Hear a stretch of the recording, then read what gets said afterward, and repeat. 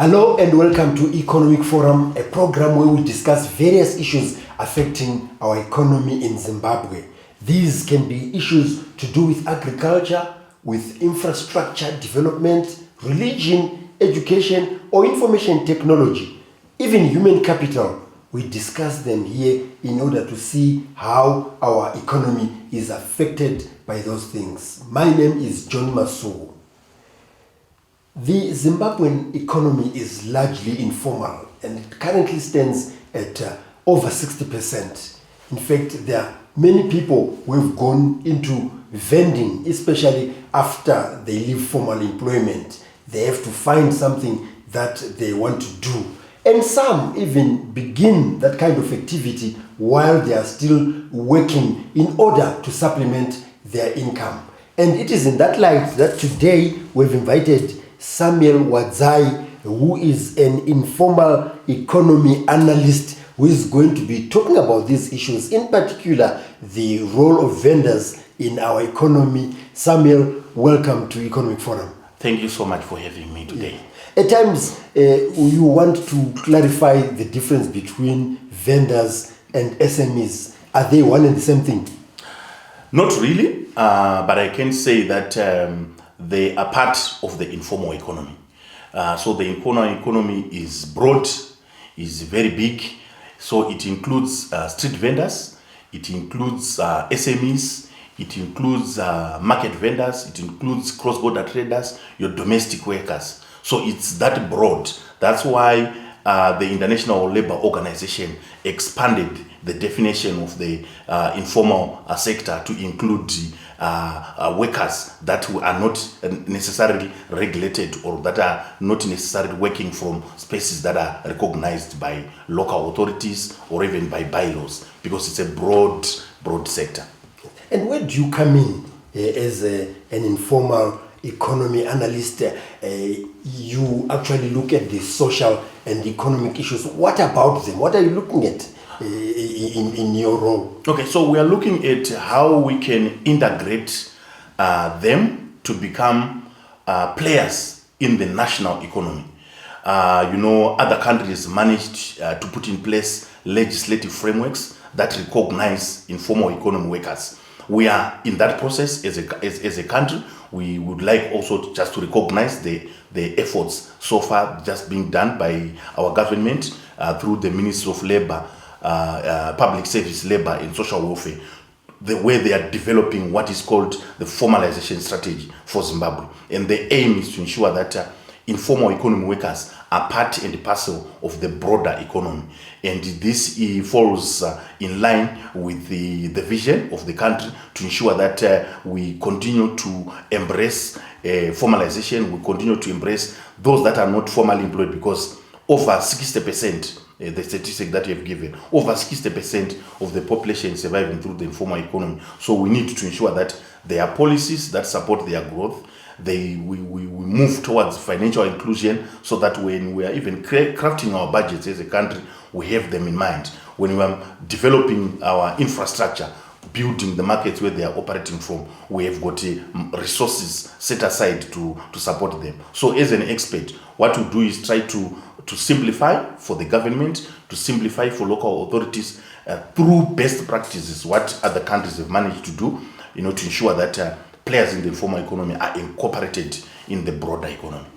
What are these players involved in? What is it that they're trading? Yes, we know the vegetables, and nowadays we know there are bales of clothes that are coming from overseas. Is this all that people are surviving on? You just spell out what is in there in that economy. Like almost everything.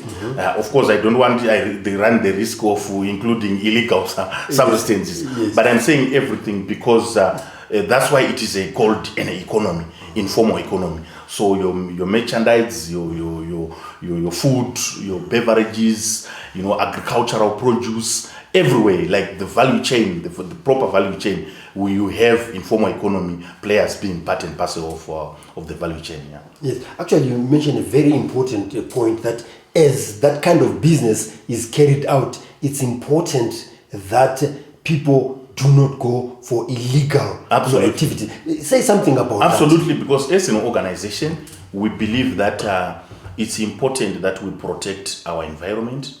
It's important that we protect our clientele, our customers. It's also important that we operate within the confines of the law. I think you are aware of the proliferation of drug abuse among the youth in the country. And in some cases, some of our members have been found wanting or have been accused of selling illegal substances, thereby contributing to drug abuse in the country. That's why we are pushing for formalization. Formalization will ensure that whoever is operating in the informal economy is doing that within the confines of the law. There is nowhere to hide. You need to be recognized by authorities. You need to be operating from spaces where we can trace and really have a look at what you are selling. I also get the impression that while some can be doing something that is formal, but behind they also have something for the young men and women, which is what you are advising your members against. We are advising against because it's not in the best interest of our country. I mean, we have seen young people struggling, with drug addiction, and we don't want to be seen to be promoting that. That's why we are saying that let's have a database, of all informal economy workers, informal traders, so that we know what you are selling, and if there are cases of illegality, then we come in and ensure that it is addressed. And when you talk about vendors and all those who are involved in the informal economy, do we have sufficient representation so that all the sectors are catered for? Yeah, I think I wouldn't want to say it's sufficient now, but I think a lot of work has been done in terms of ensuring that the informal economy is organized.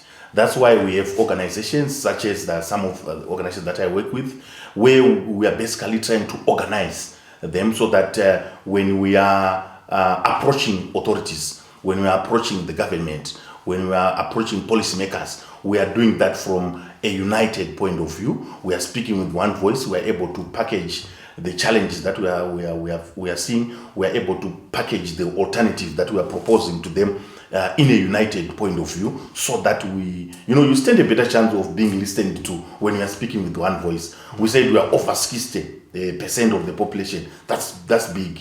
You cannot afford to be speaking from a fragmented point of view. So it's important. That's the role that some of us have been trying to play to ensure that we are organized and we speak with one voice. That's Samuel Wadzai, who is an informal economy analyst, who is telling us about the work of the vendors and all those in the informal economy and how the SMEs are growing in order for them also to be recognized by the authorities, so that whenever they need assistance, they can be assisted properly.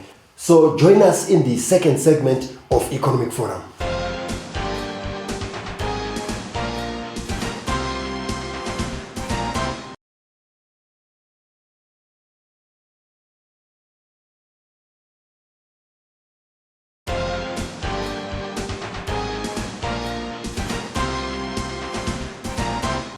We are now in the second segment of Economic Forum, where we are discussing the work of vendors, what they contribute to our economy, the SMEs, how they also contribute in our economy. Samuel here, our guest, has explained to us that is one and the same thing, but also you are looking at transition, that I might start at a street corner. But what you are actually advocating for as an analyst as well as an advocate is that growth of someone who begins as a vendor into someone big. How are you doing that? It's also part of the NDS one, which we know is also trying to deal with the issues of informality. Because there are a lot of leakages. I think a lot of revenue can be collected from the informal economy. So the process of formalizing to us is very important, because it ensures that we are able to contribute as players in the informal economy to the national domestic product. Well, I asked that question because at times infrastructure, which we will discuss again later in the program, is sometimes put for the vendors and those in the SMEs but they decide to go right at the corner of the street because it's a catchment area, and that beautiful infrastructure becomes an ivory town. Yeah, no, I think there's a lot of work there, because I think we need also to ensure that there's sanity in our towns. We cannot afford to have dirty pavements, but at the same time, I think it's up to the local authorities to ensure that we have got sufficient spaces for people in the informal economy to operate from. And also, from where I come from, I think we've also been encouraging our members, informal traders, to go and occupy those spaces that have been created. But also, we also need to ensure that the spaces are safe.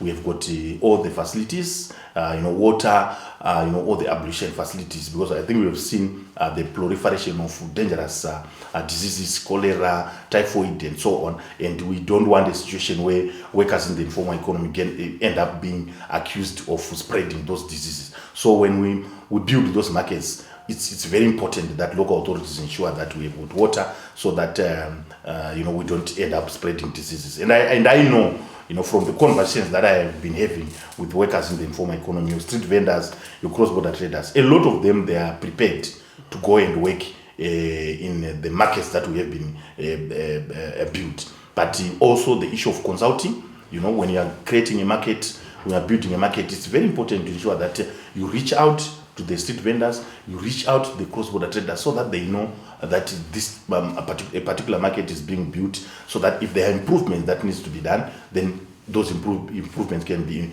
incorporated. Everyone is included, and people will be ready to go and occupy those markets. Then lastly, the issue of identification of the markets. You need to identify natural markets, because naturally traders want to go and operate in spaces where they are able to interact with the potential customers. So you need also to the traffic lights. Traffic lights we don't condone. We don't condone. But spaces where there is free movement of people, but at the same time we don't want to end up clashing with the formal businesses. We don't advise people to go and put their wares in front of other shops. It's direct competition, which is not necessary. Inspire someone who has been in formal employment for a number of years, and they've been retrenched, or something has happened and they are no longer in that type of employment where they can expect a salary every month. How best they can go with confidence into the informal economy, being a vendor, cross-border, and so forth, because others still carry that pride, and resultantly their family suffers. We call informal economy players workers. They are workers. I think we've seen a lot of people, a lot of examples of big business people in this country. If you trace their history, a lot of them will tell you that I started selling to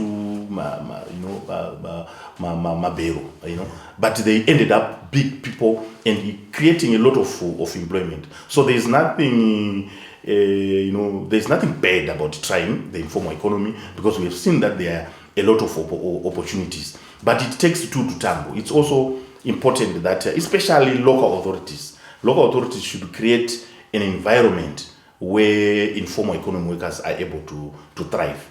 I know that a lot of them, they may be operating from undesignated spaces, but if we have sufficient spaces, I think informal economy is one of the lucrative spaces where people can make a lot of money. And when you go into the informal economy, a vendor or a cross-border trader and so forth, what kind of skills, business skills, do you, as analysts as well as advocates, actually put across? Customer communication, it's very important. I think most of our members have been accused of being, of not being friendly to customers, and I think it's a very bad tag. You need to be able to speak with your customers with the etiquette, with the eloquence, so that you attract more customers, even referrals and so on. I think it's an area that I think we can still do a lot in terms of improving just our interaction with our customers. Then the issue of identifying partners. There are people that have been there in the informal economy for a long time. You need to tap into the ideas of such people, how they've managed to grow their businesses, which networks, which links did they use, so that we are able also to borrow from their wisdom and past experience. Then the issue of established businesses. I believe, some may differ with me, but I believe that established businesses can still play a big role in assisting the growth of the informal economy. That's Samuel Wadzai, who is an informal economy analyst, who is telling us about how they work with vendors, cross-border traders, in order for them to grow their businesses and also to formalize those businesses so that they are businesses that have got that dignity and that potential for growth. So join us in the third and final segment of Economic Forum.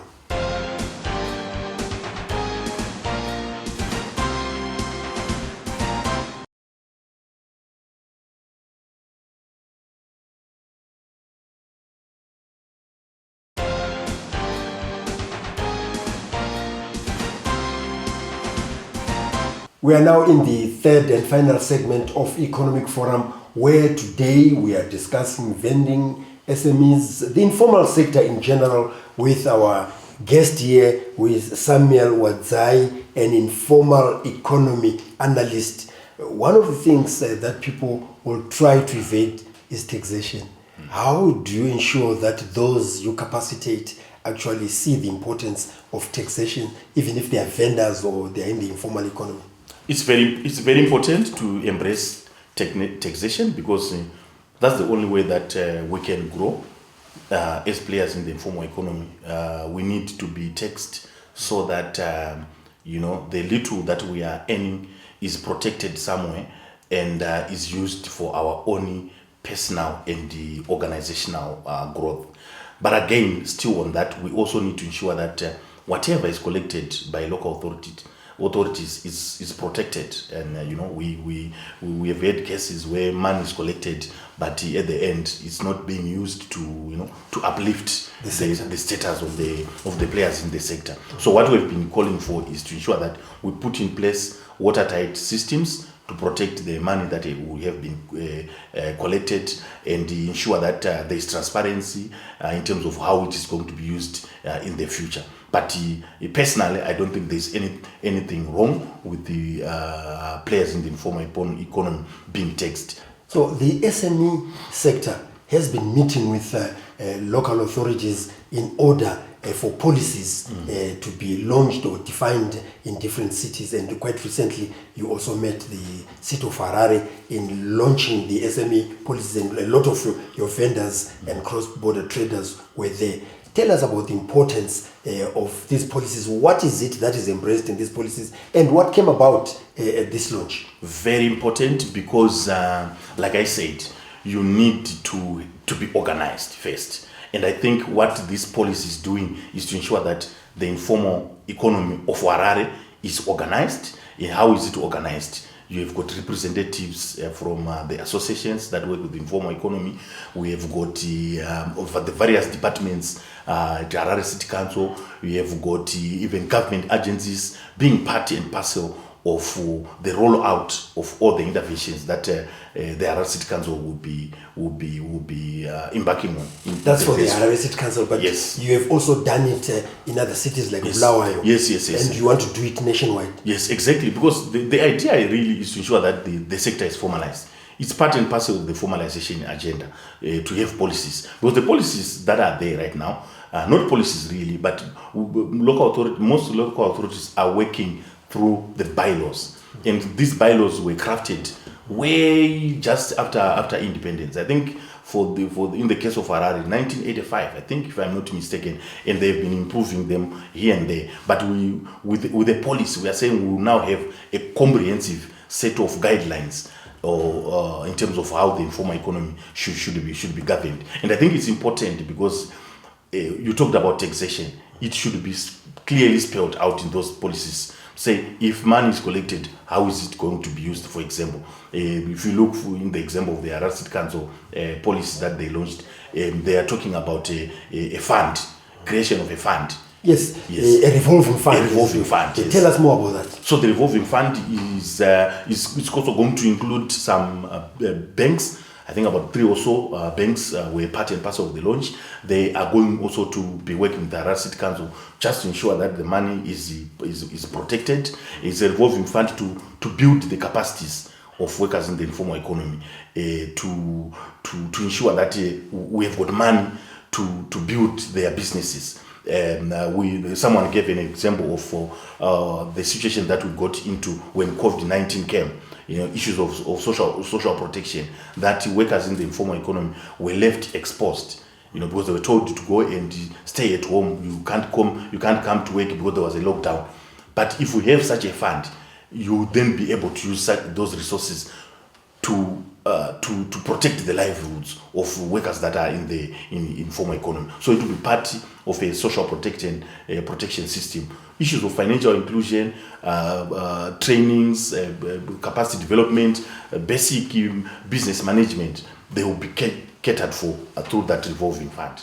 How fast are you in reaching the cities and towns around Zimbabwe with such programs so that they don't only end in Harare and Bulawayo? We want to move with the speed because this is about the bread and butter issues for the people. It's about employment creation. It's about finding space for our young people that are being churned out from universities and colleges for them to be able to work and look after their families. So we cannot delay any longer. Formalization has happened in other countries. And I think as a country, we've been lagging behind. So this is the opportunity to ensure that we move with speed, formalize the informal economy, and ensure that we support the growth of the economy. We touched a little bit about infrastructure. Are you happy with the way that government, local authorities, and others concerned are actually putting up the required infrastructure to cater for the vendors and other informal traders?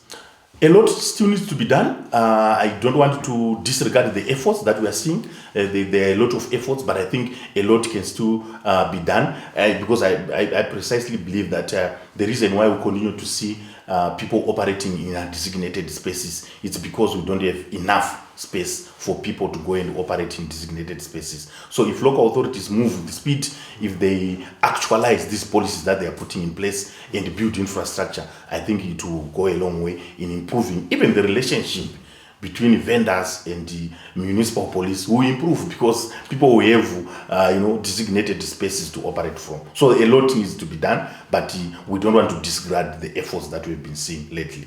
Well, that's Samuel Wadzai. Thank you very much for coming to Economic Forum to talk about the role of vendors and all those in the informal sector, the cross-border traders, and also the growth of these SMEs and how they're working with government as well as the local authorities so that what they are doing actually forges the economy of the country ahead. That was our guest, Samuel Wadzai. If you would like to get in touch with us, you can do so on the numbers that are showing on your screen. You can also engage with us on the social media platforms that are also showing on the screen. If you've missed some of the episodes of Economic Forum, you can actually watch them on our YouTube channel, which is Economic Forum Zimbabwe.